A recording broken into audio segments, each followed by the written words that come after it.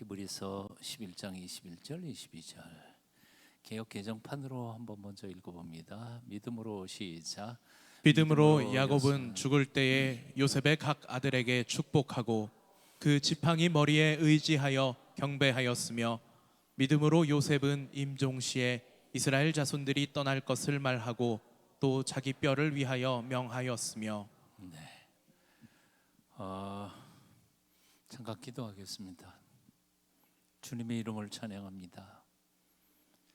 영원토록 우리의 찬양을 받으시기 합당하신 하나님, 오늘도 저희를 주의 손으로 불러주시어서 예비하신 축복을 부어주시니 감사합니다. 한 사람도 빠짐없이 풍성한 하나님의 은혜를 받아가지고 용기와 담력과 비전과 꿈을 가지고 이 전을 내려갈 수 있도록 이 한 시간 동안 복 나려 주시옵소서. 예비하신 예물 주 앞에 드렸습니다. 드리는 손길 기억해 주시고 그 사랑 하나님께서 기억해 주시고 그 손길이 닿는 곳곳마다 하늘의 복과 땅의 복으로 넘쳐나도록 은혜 위에 은혜를 베풀어 주시옵소서. 주의 백성들이 세상 살아가는 동안에 물질 때문에 너무 힘들지 않도록 날마다 때마다 주님의 놀라우신 은총으로 채워주시고 쓸 것을 풍성히 내려 주시옵소서. 드려진 예물들 쓰여지는 곳곳마다 예수님의 이름이 높아지게 하여 주시옵소서. 오늘 저녁에도 또 은혜 베풀어 주실 줄 믿고 감사하며 예수님의 이름으로 기도하옵나이다. 아멘. 히브리서 11장 21절에서 믿음으로 야곱은 죽을 때에 그렇게 기록되어 있습니다. 조금 전에 우리가 읽었죠. 그런데 22절에서는 믿음으로 요셉은 임종시에 그렇게 기록되어 있어요. 누구는 죽을 때, 그리고 누구는 임종시에, 그렇게 번역이 다르게 되어 있는 거죠. 죽는 거하고 임종하는 거하고 뭐가 달라요? 다른 거 없죠. 예, 죽을 때 그거는 순 한국말이고 임종 이거는 한자말이고 뭐 그게 그거 아닌가라고 생각하기 쉬운데, 사실은 이 헬라어 원전을 살펴보면 두 단어가 사실 다 다릅니다. 다른 단어를, 그러니까 죽을 때 야곱은 죽을 때 그래놓고 요셉은 임종시에 그렇게 표현했습니다. 어떻게 다르냐 하면 이렇게 달라요. 헬라어 본문에 보면 21절에 죽는다 그런 단어는 아포스네스코라고 하는 헬라어 단어가 쓰였어요. 이것은 생물학적 죽음을 가리켜요. 기운이 지인해서 죽을 때가 돼서 죽는 것을, 일반적 죽음을 가리킬 때 여기 죽을 때라고 하는 아포스네스코라고 하는 헬라어 단어로 써 있습니다. 하지만 22절에 요셉이 죽을 때를 표현한 임종시에 그거는 텔루톤이라고 하는 단어로 쓰였어요. 그 텔루톤이라는 말은 죽는다는 뜻도 있지만 사실은 임무를 완성하고 다 끝내다 그런 뜻입니다. 그러니까 그냥 단순히 죽은 게 아니에요.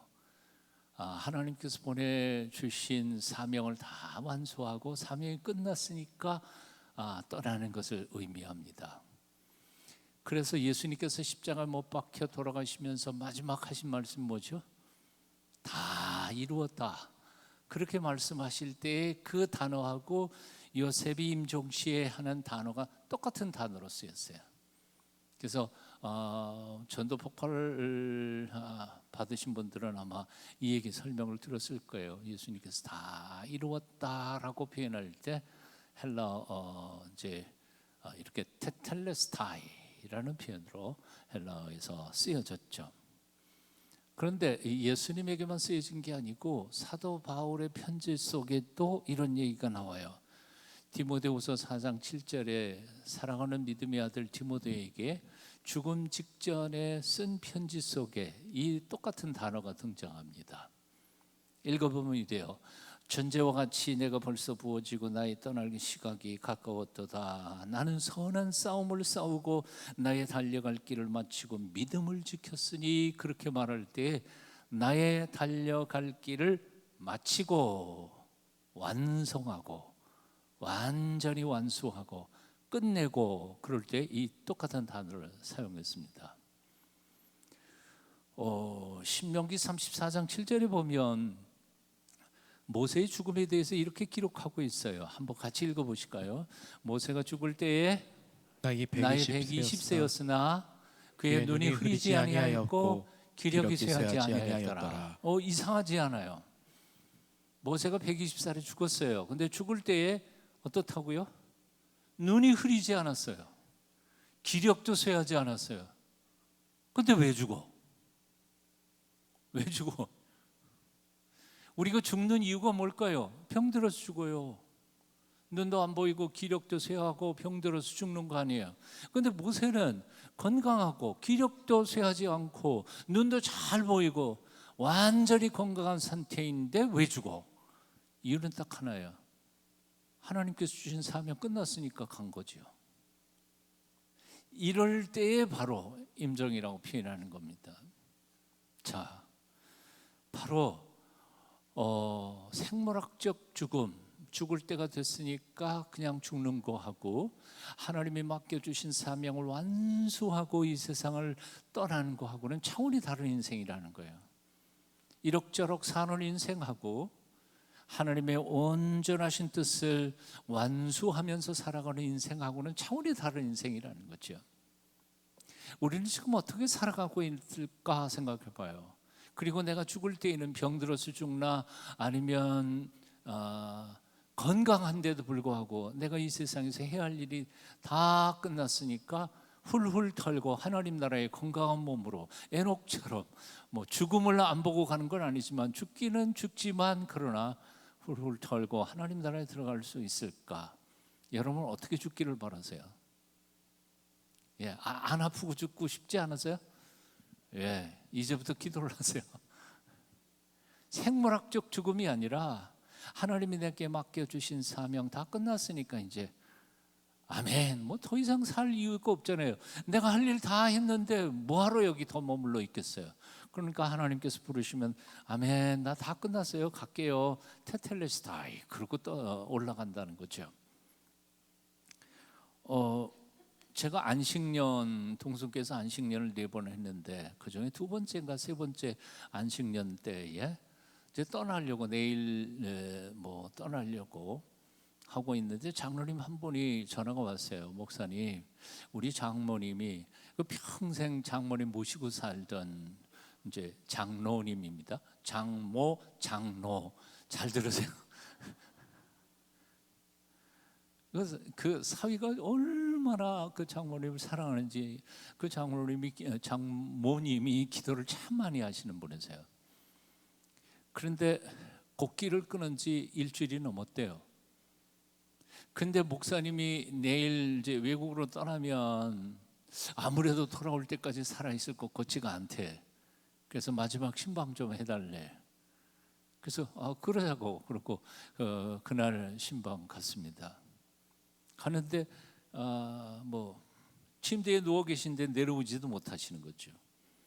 누운 채로 신방 예배를 드리고 기도하고 그런데 몸은 움직이지 못하는데에도 불구하고 정신은 얼마나 또릿한지 몰라요. 그리고 기도를 얼마나 많이 하시는지 몰라.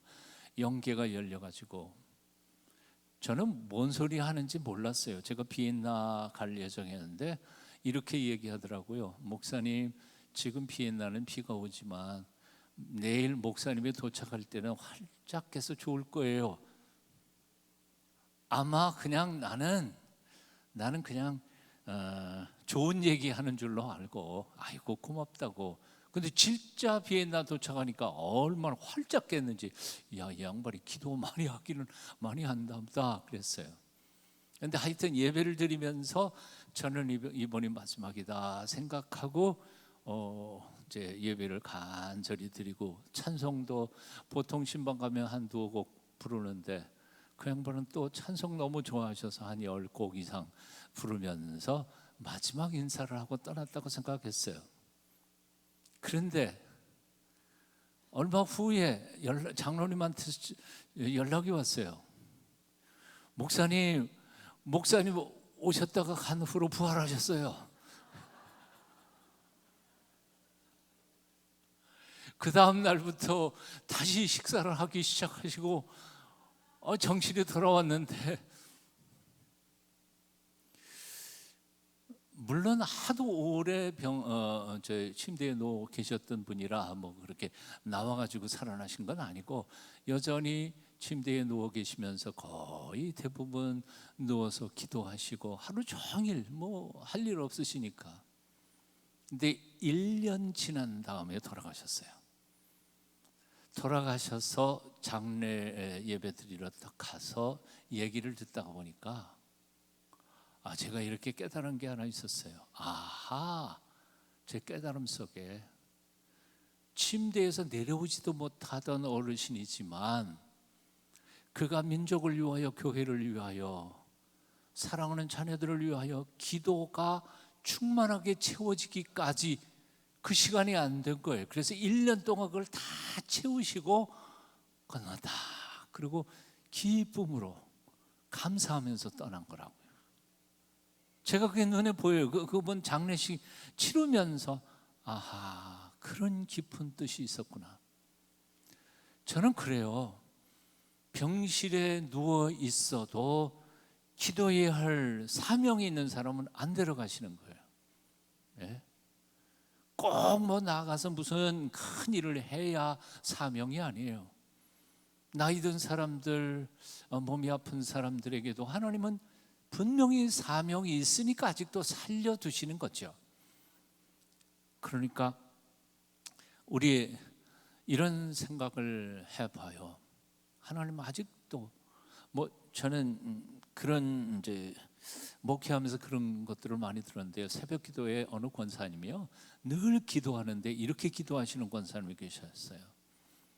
굉장히 들으면 섬찟한 거죠.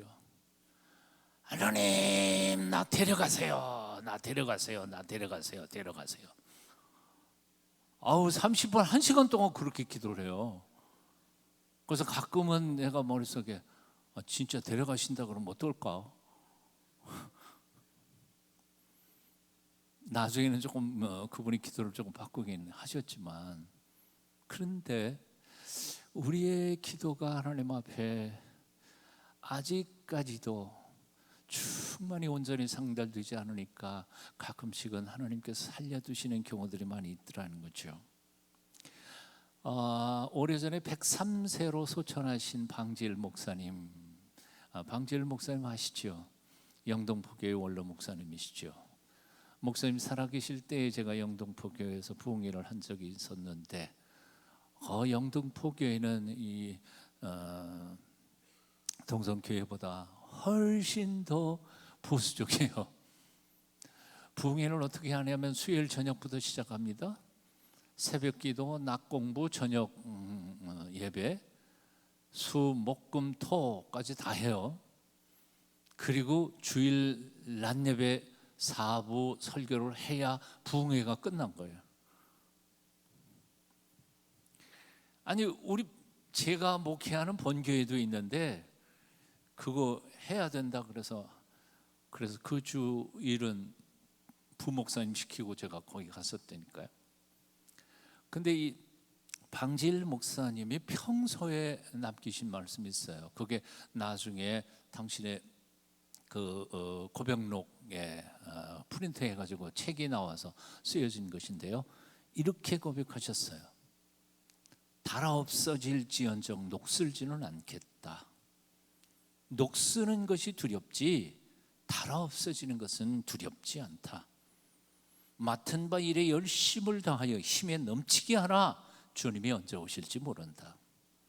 탈진이란 아직 생명이 남아있는 것이니 탈진한 그때가 더욱 죽게 구할 때이다.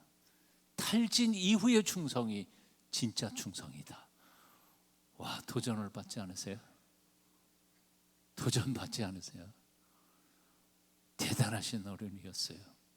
제가 부흥회 할 때에 그때 방질 목사님이 미국에 선교여행 뭐 누구하고 이렇게 선교사님들인가 뭐 하여튼 훈련 시키러 가셨다가 돌아오셨어요. 그런데 공항에서 내리시고 그 다음 날 새벽 기도에 나오셨어요. 90살 넘으신 양반이. 기겁을 했지요. 그분의 생각이 바로 이런 거예요. 사랑을 여러분, 나는 우리 동선교회 모든 성도님들이 그런 정신을 가지고 남은 생애를 살아갔으면 좋겠다고 생각이 듭니다. 그렇게 사시기를 축원합니다. 잘 사는 것도 중요하지만 잘 죽는 것도 중요해요. 예, 부끄럽지 않게 살다가 부끄럽지 않게 죽어가야 되지 않겠어요? 옆에 있는 사람하고 인사하십시다. 잘 삽시다. 잘 죽읍시다.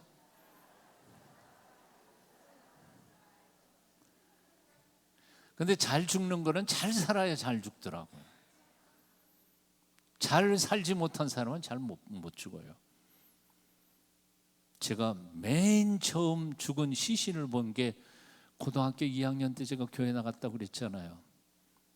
그런데 몇 달 만에 그 교회 바로 울타리 옆에 있던 그 집이 한 채가 있었는데 그 집 할아버지가 세상을 떠나셨어요.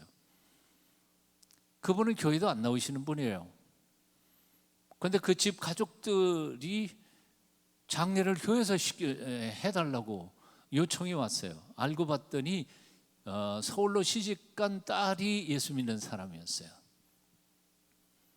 그런데 뭐 제 고향 교회 뭐 그렇게 큰 교회도 아니고 또 뭐 본래 저 교회 교인도 아니니까 아무도 안 가는 거예요. 그러니까 그때에는 전도사님이 담임 전도사님이셨는데 저한테 연락이 온 거죠. 학교 갔다가 왔으니까 오라고. 청년들 몇 사람 모아가지고 이제 아마 청년 3명인가 여자 청년하고 나하고 전도사님하고 그래서 한 4명인가 5명이 이제 임종 예배 드리러 갔어요.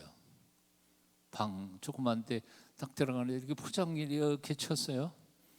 포장을 치고 예배 찬송을 부르고 예배를 드리다가 이제 걷어가지고 그 안에 계시는 시신을 이렇게 봐야 될 거 아니에요. 시신을 딱 걷었는데 제 넓적 다리 옆에 뭐가 툭툭 닿는데 몰랐어요. 근데 옆적 다리에 걷고 보니까 할아버지 머리였는데 이러고 죽으셨어요. 양쪽에 이가 아래 입술로 팍 파고 들어가가지고 피가 이렇게 흘리는데 제가 태어나서 처음 시신을 봤거든요. 이렇게 봤는데 하고 나를 쳐다보시는데 그래도 내가 사내라고 도망갈 수는 없고 저기 옆에 앉았던 여자 청년들 와 그리고 다 도망가 버리고 나하고 전도사님하고 둘만 앉아 있는데 그 후로 일주일 동안 내가 밥을 한 끼도 못 먹었다니까요. 그 후로 제 마음속에 잘 죽어야 되겠다. 잘 죽어야 되겠다. 잘 살아요. 그리고 잘 죽어야 돼요. 한평생 110년을 살았어요. 요셉이 어린 시절 가나안 땅에서 17년을 살았어요. 그리고 애굽에서 93년을 삽니다. 110년을 살았는데 애굽에 93년 사는 중에 13년은 옥살이하고 감옥살이해요. 그리고 80년은 총리 대신으로 살아요. 정말 파란만장한 인생이 바로 요셉의 인생이었습니다. 사실 일찍 어머니를 여의죠. 자기 동생 베냐민 낳다가 죽었으니까 어머니를 너무 어려서 여의고는 계모들 밑에서 그리고 배달한 형님들 밑에서 쥐어 박히면서 미움받으면서 살지만 단 한 번도 기가 죽지 않아요. 여러분 창세기의 요셉의 이야기를 읽어보세요. 어느 구석에서 요셉이 기 죽고 살았나? 아니에요. 아주 발랄하게 살았어. 심지어 애굽의 노예로 팔려가서 시위대장의 그 종살이할 때, 그 집에서 종살이할 때가 10대 후반이었는데 그때에도 기죽지 않았어요. 절망하지 않았어. 낙심하지 않았어. 웬만했으면 고향 땅 고국 땅 어떻게 하다가 보니까 그냥 아버지 사랑을 독차지하던 아이가 와서 종살이하고 있으니까 얼마나 기가 막혔겠어요. 절망할 텐데 절망하지 않았어요. 꿋꿋하게 잘 살았어요. 심지어는 그 주인 마님이 유혹을 거절했다가 그만 감옥에 갇혀버리고 말죠. 억울한 거죠. 감옥살이까지 해요. 그렇게 몇 년, 13년을 종살이 옥살이 해요. 근데 13년 지난 30세에 그가 애굽의 총리 대신으로 아주 수직 상승하죠. 감옥에 있던 놈이 바로 총리 대신이 돼요. 세상에 이런 기적이 어디서 나오겠어요? 어떻게 이럴 수 있었을까? 요셉의 출세의 비결은 무엇이었을까? 그 형통의 비결을 창세기 39장 2절 3절에는 이렇게 표현하고 있어요. 여호와께서 요셉과 함께 하심으로 그가 형통한 자가 되어 그의 주인 애굽 사람의 집에 있으니 그의 주인이 여호와께서 그와 함께 하심을 보며 또 여호와께서 그와 그의 범사에 형통하게 하심을 보았더라.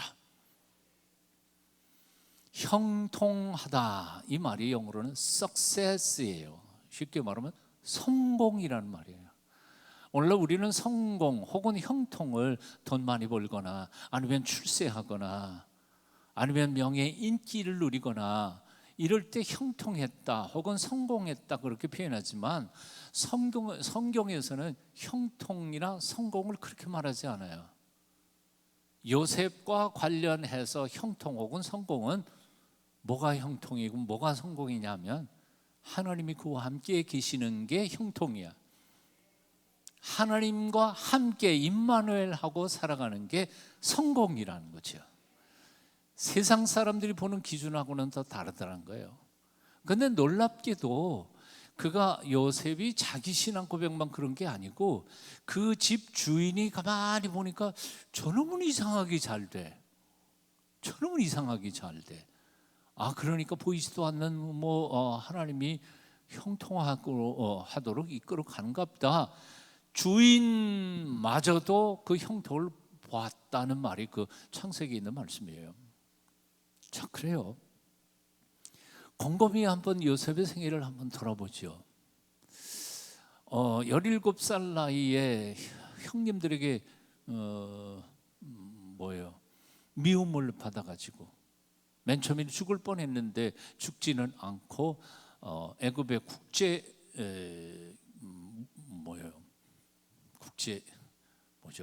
사기쳐서 사람들을 팔아넘기는 국제 사기단에 걸렸죠. 갔다 넘어갔으니까 졸지에 17살에 애굽으로 끌려가서 거기서 종살이하기 시작합니다. 시련과 고통이 시작된 거죠. 그런데 그때에도 하나님이 함께 하셨으므로 노예로 팔려간 그것조차도 하나님이 함께 계심으로 형통으로 가는 길이었다는 거예요. 주인 마님의 유혹을 받고 거절해서 감옥에 들어간 것도 사실은 형통의 길이었다는 거예요. 남들이 보기에는 그게 무슨 형통이에요? 그게 무슨 성공한 거예요?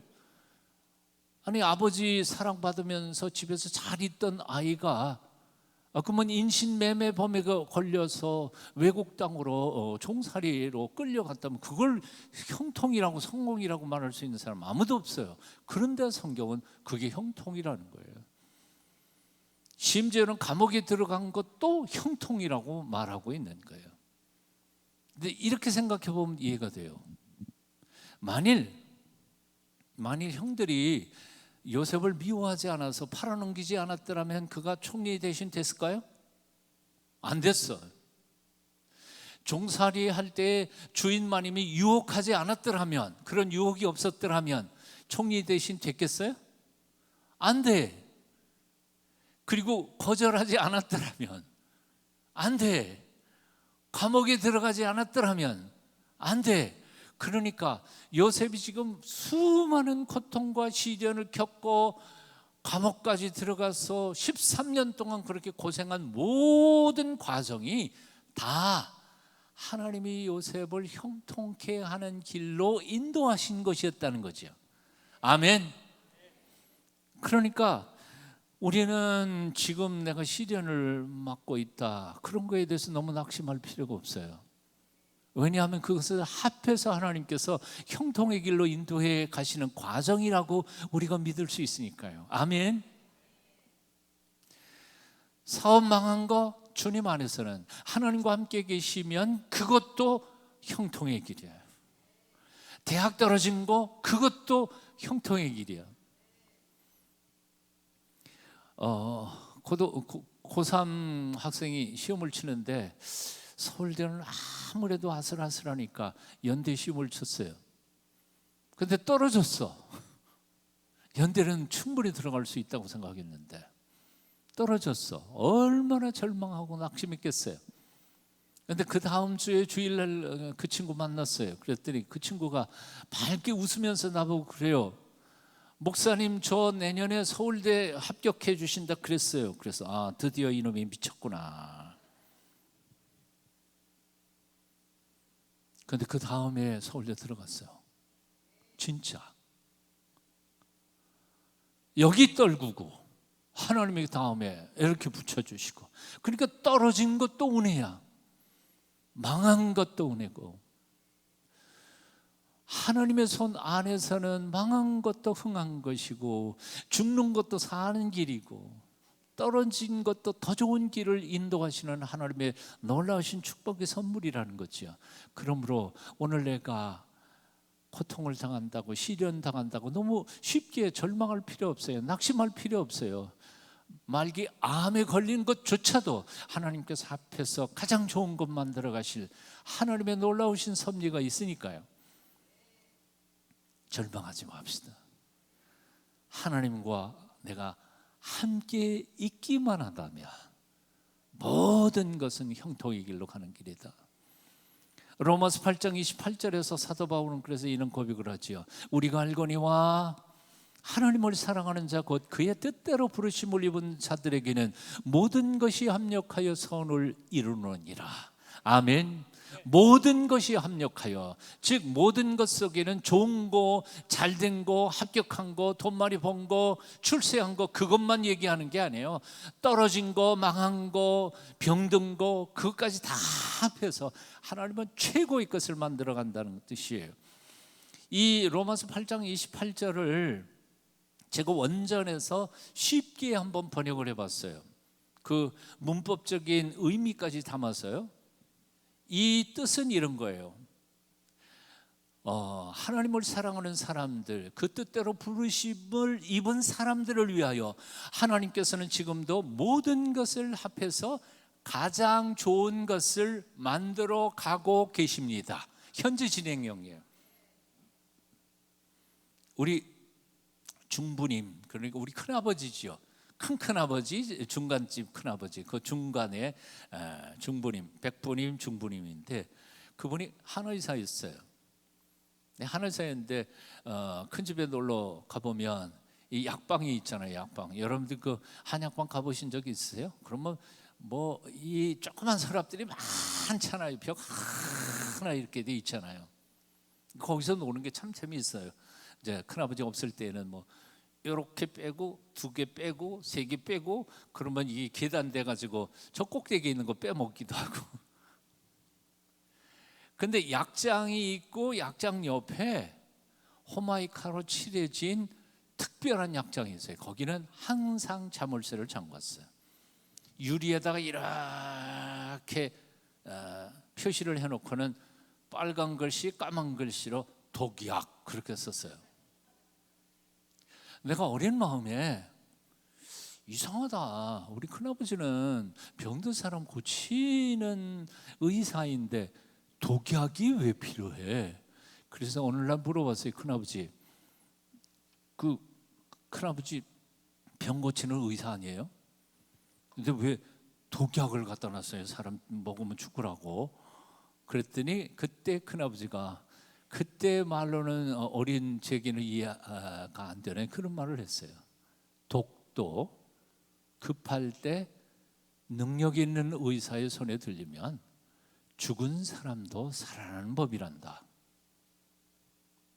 실력 있는 의사의 손에는 독도 살리는 생약이 된다는 거죠. 우리 하나님은 전능하신 하나님이시죠. 능력 있는 분이시죠. 그분 손에는 성공한 것만 성공이 아니에요. 망한 것도 합해서 가장 좋은 약으로 우리의 인생을 성공하는 도구로 사용하실 수 있다는 거죠. 아멘. 그러니까 우리가 좀 어려운 거, 힘든 거 거기에 들어간다 할지라도 낙심하지 마십시다. 합해서 선을 이루어 가시는 하나님의 손을 믿고 참고 기다리면서 버티고 이겨내는, 그래서 최후의 승리까지 달려가는 하나님의 백성들이 다시 쉴 수 있기를 축원합니다.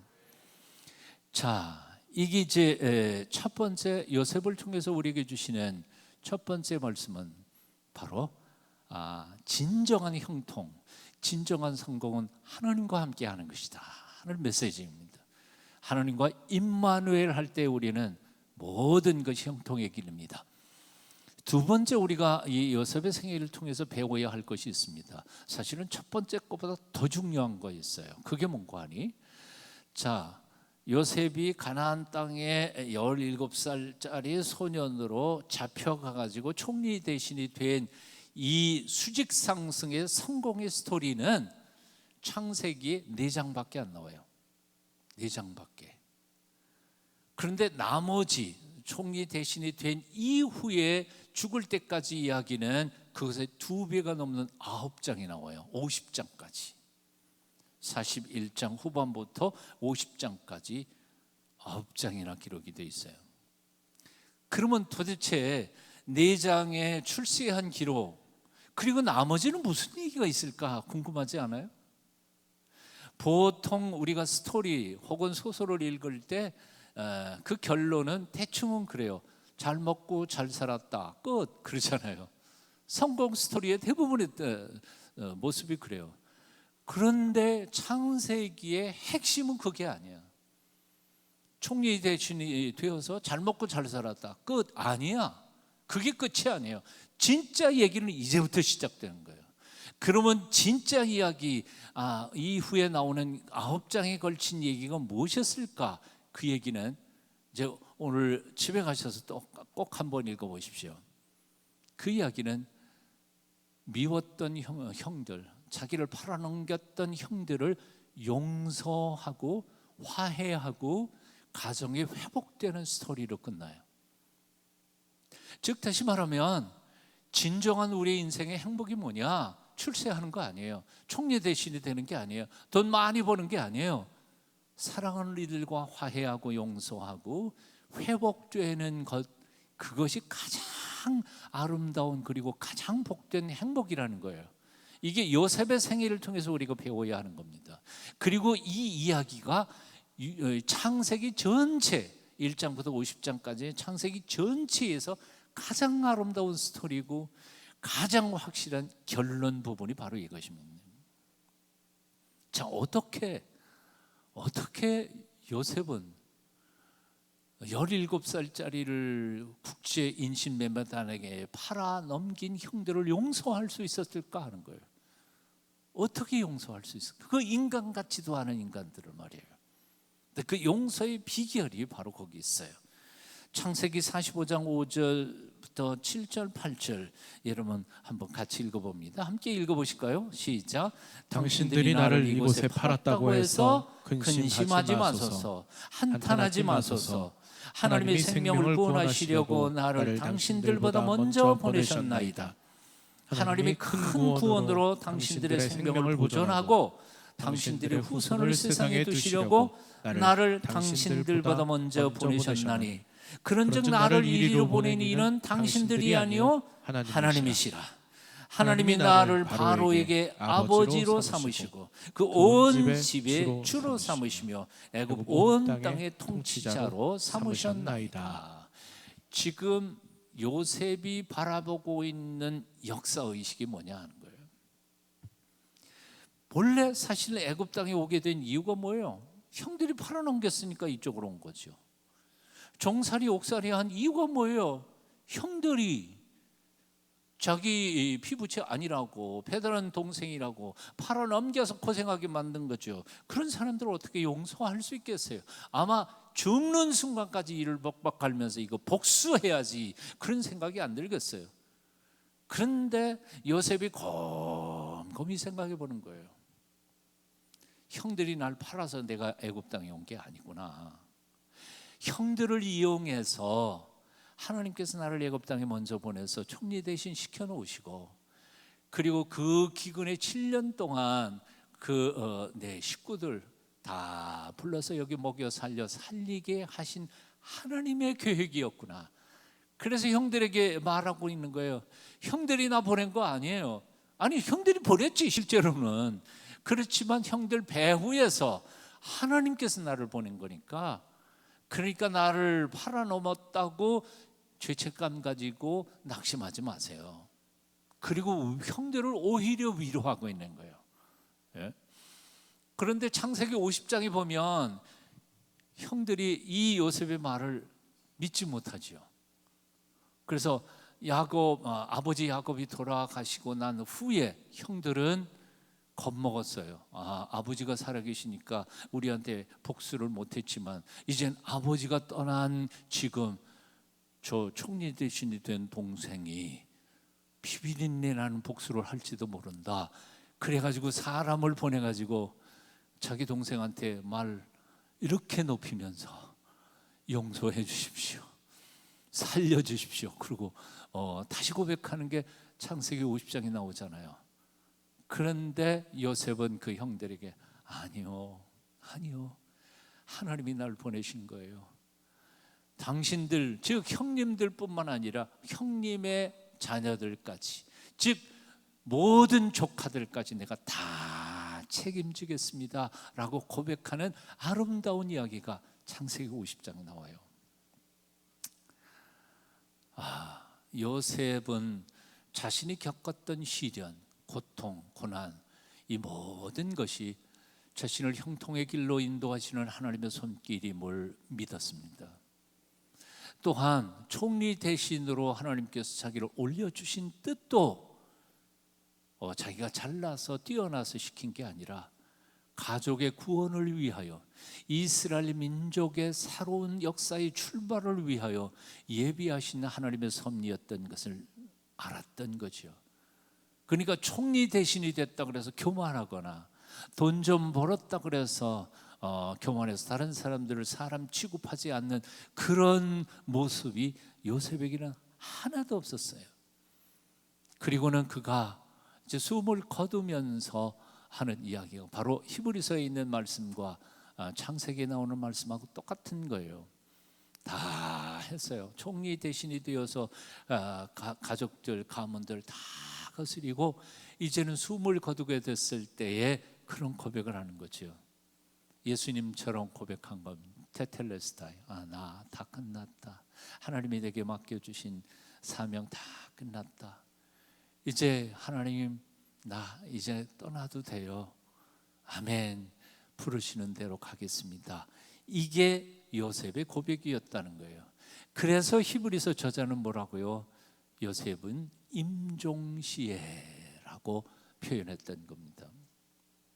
어떤 사람이 이렇게 표현을 했습니다. 인생에서 가장 위대한 날은 나의 사명을 깨닫는 날이고, 인생에서 가장 행복한 날은 그 사명을 완수한 날이다. 멋진 말이라고 생각이 들어요.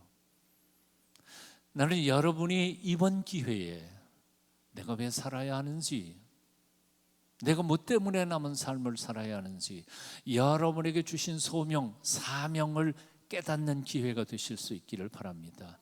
아니, 이미 깨달으신 줄로 믿습니다. 아직도 내가 왜 살아야 하는지 이유나 소명이나 이거 깨닫지 못했다면 이제 두 번의 기회가 아직도 남았습니다. 하나님 앞에 엎드려 기도하면서, 하나님, 나 왜 어떻게 살아야 돼요? 하루를 살아도 하나님 앞에, 내 자식놈들 앞에 부끄럽지 않게 살게 어떻게 살아야 할지를 보여주세요. 깨닫게 해주세요. 기도하면서 응답받게 되시기를 축원합니다. 자, 요셉의 생애를 통해서 우리가 배우는 세 번째 말씀이 있습니다. 요셉은 총리 대신으로 아주 화려하고 멋지게 그야말로 80년 동안 그 애굽 땅에서, 그때 당시에 최고의 강대국 애굽 땅에서 살았지만 그의 소망은 애굽 땅에 있지 않았습니다. 요셉이 주어진 사명을 다 하고 떠나면서 형님들과 그리고 후손들에게 남겨놓은 말이 있습니다. 오늘 22절 오늘 다시 읽어보면 이렇습니다. 히브리서 11장 22절에 믿음으로 요셉은 임종시에 이스라엘 자손들이 떠날 것을 말하고 자기 뼈를 위하여 명하였으며 두 가지를 했죠. 첫째, 이스라엘 자손들에게 뭐예요? 떠나라고 말합니다. 어디에서? 애굽 땅에서 떠나라. 어디로? 가나안 땅으로.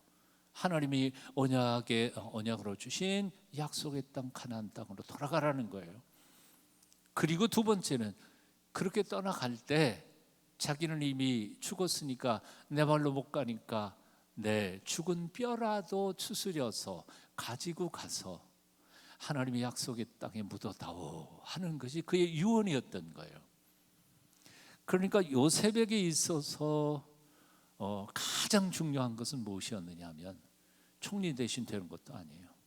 돈 많이 번 것도 아니에요. 잘 먹고 잘 사는 것도 아니었어요. 요셉의 마음속에 하나님이 주신 언약의 땅을 그리워하면서 살아가는 삶이 순례자죠. 믿음의 삶의 걸음을 귀했던 겁니다. 창세기 50장 24절 25절에서 요셉은 바로 이 출애굽에 대한 예언을 하는데요. 쉬운 번역, 새 번역으로 한번 같이 읽어봅니다. 이렇게 말해요. 요셉이 자기 친족들에게 말하였다. 나는 곧 죽는다. 그러나 하나님께서 반드시 너희를 돌보시고, 여기 돌보시고라는 말은 찾아오셔서, 영어 번역에 보면 visit, 방문하신다는 거예요. 하나님이 너희를 그냥 내버려 두시지 않으시고 때가 되면 하나님이 너희를 찾아오실 거다. 돌보시고 너희를 이 땅에서 인도하여 내셔서 아브라함과 이삭과 야곱에게 맹세하신 땅에 이르게 하실 것이다.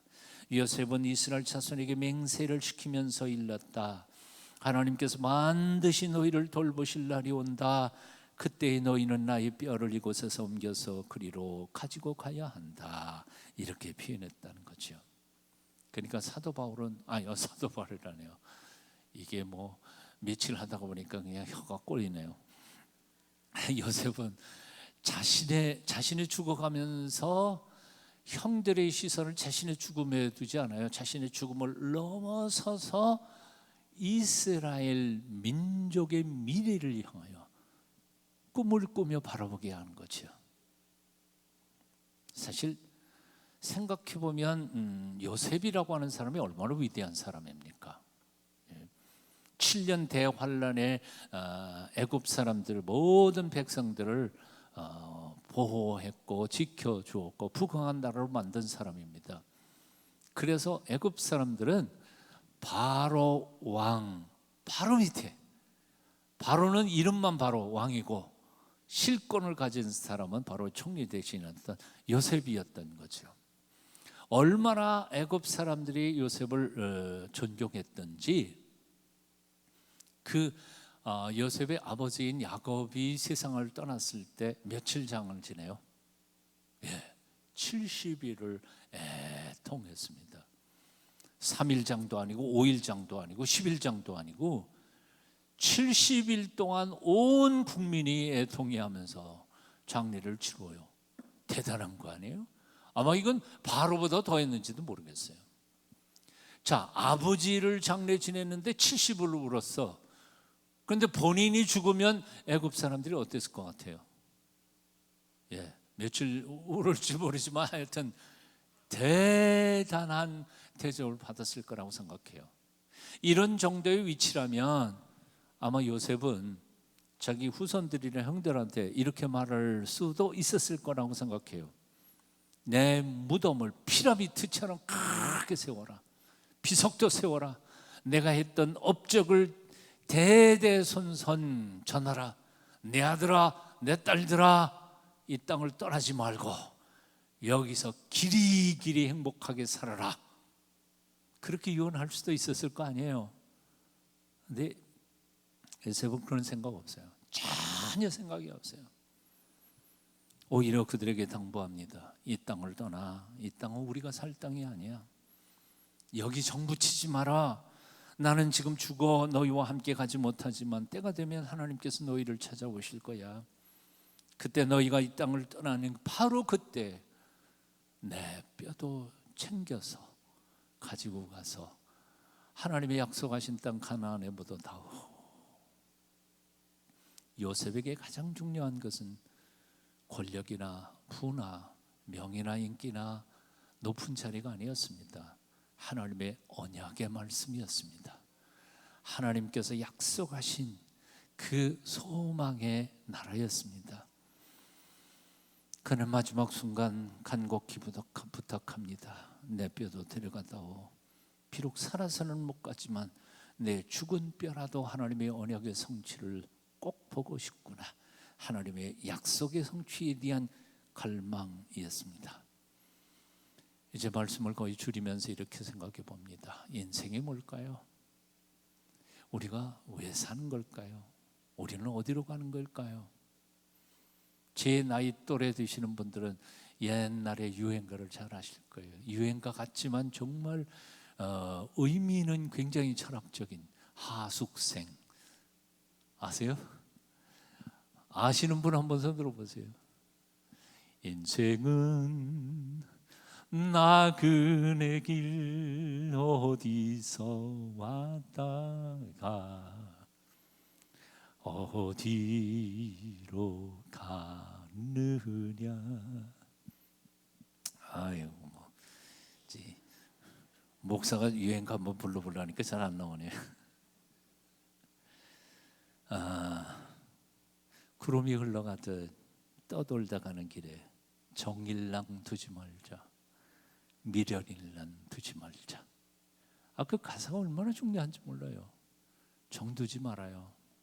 떠날 건데 여기 정두면 못 떠날 거 아니에요. 제가 목회할 때 정말 부잣집 몇 군데도 봤어요. 세상에 있는 게 너무 좋아서 눈을 못 감아. 예, 가진 거 너무 많으면 못 떠나요. 근데 안 떠나나요? 결국은 뭐 죽을 수밖에 없는 게 인생인데. 그러니까 적당히 사세요. 다 뭐 집 갖고 놓지 말고. 너무 집을 정갈하게 갖고 놓는 거 눈이 안 감겨. 그거 내 손으로 닦고 했던 것 때문에. 세상에 어리석은 분이 한 분 계세요. 동순계 부임한 지 한 2년인가. 그런데 80이 넘으신 분이셨어요. 거기 대학로 그 부근에 땅값이 얼마나 비싼데요.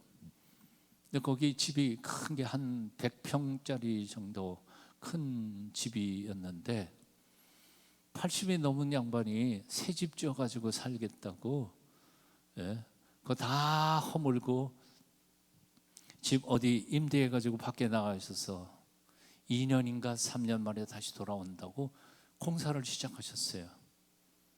그런데 1년 반 만에 세상 떠나셨어. 인간이 이래. 내일을 몰라. 그냥 사시지. 그 집도 살만하고 멋진 집이었는데 좀 더 멋진 집에서 살아보겠다고 공사 시작하다가 다 진 집 구경도 못하고 세상을 떠나신 거지. 인생이란 뭘까요?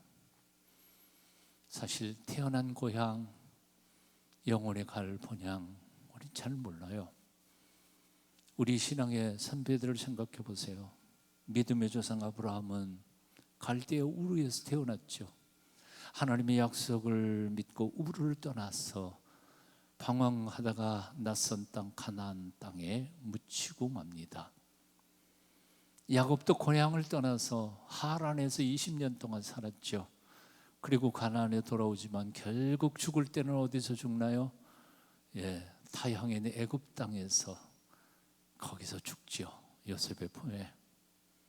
요셉은 가나안 땅에서 태어났지만 또다시 애굽에 가서 애굽 땅에서 죽고 말죠. 나중에 뼈라도 고향 땅 가겠다 그렇게 유언을 하지만 별로 의미가 없는 것 아닐까 생각해 봐요. 여러분의 고향은 어디입니까? 그리고 여러분은 죽으면 어디에 묻힐 것 같습니까? 네? 고향은 뭡니까? 제 아버님은 평양이 고향이십니다. 그런데 한평생 강원도 땅에서 사시다가 타양인 강원도 땅에 묻히셨습니다. 저는 강원도 춘천에서 태어났습니다. 온 세상을 이렇게 떠돌고 돌아다니다가 어디에서 죽을지 어디에 묻힐지 저도 모릅니다. 제 인생인데 말이죠. 결국 우리가 궁극적으로 돌아갈 수 있는 고향, 그런 고향이 아니라 본향은 딱 한 군데밖에 없습니다.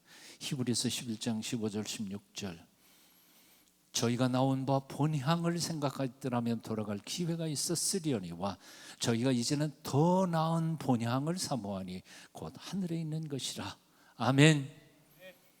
우리가 궁극적으로 가야 할 거, 그리워하는 곳은 결국 고향 아니에요. 고등학교 때 아버지하고 집을 새로 졌어요. 제가 도면 설계하고, 물론 제가 진 게 아니고 목수들이 지었지만 하여튼 아버지하고 나보고 아이디어 내라 그래갖고 여기 건넌방, 여기 부엌, 여기 방, 여기는 가게방 그래가지고 아주 빨간 기와집으로 잘 졌거든요. 언젠가 그게 생각이 나가지고 고향 땅 찾아가서 그 집 어디 있나 그러고 갔는데 못 찾겠더라고. 워낙 그 세상이 바뀌다가 보니까 못 찾겠어요.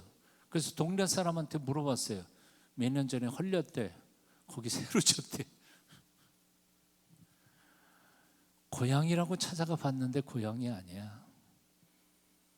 내가 알고 있었던 사람들은 다 떠나가 버렸고 다 낯선 사람들만 옛날에 내가 걸어다니던 그 길을 걸어가고 있습니다. 그래서 이제는 씁쓸하면서 고향 갈 생각도 안 나요. 우리 그리스도인이란 어떤 사람들입니까? 육신의 고향을 그리워하는 사람들이 아니라 하나님께서 우리에게 예배해 놓으신 저 하나님 나라 본향을 그리면서 살아가는 순례자들인 줄로 믿습니다.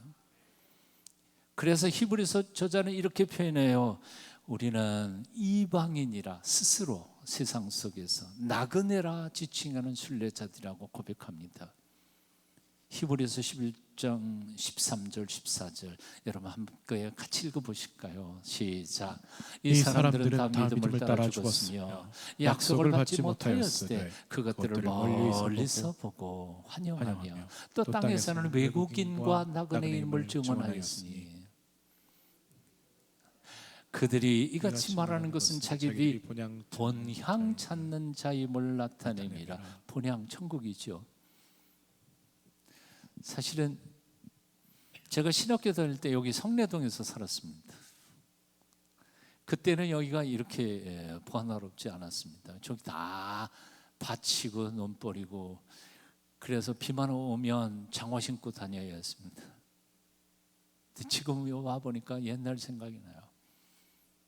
우리 어머님은 여기 저 강동 성심병원인가요? 거기서 마지막 숨을 거두셨습니다. 그저 기억 속에만 남아있는 거죠. 김두한 씨 곡 본향을 향하네. 이 세상 나그네 길을 지나는 순례자, 인생의 거친 들에서 하룻밤 머물며 인생의 거친 들에서 하룻밤 머물 때 환난의 굳은 비바람, 모질게 불어도 천국의 순례자 본향을 향하네. 방송국에서 조금 찬양 한번 틀어주실래요? 한번 보십시다.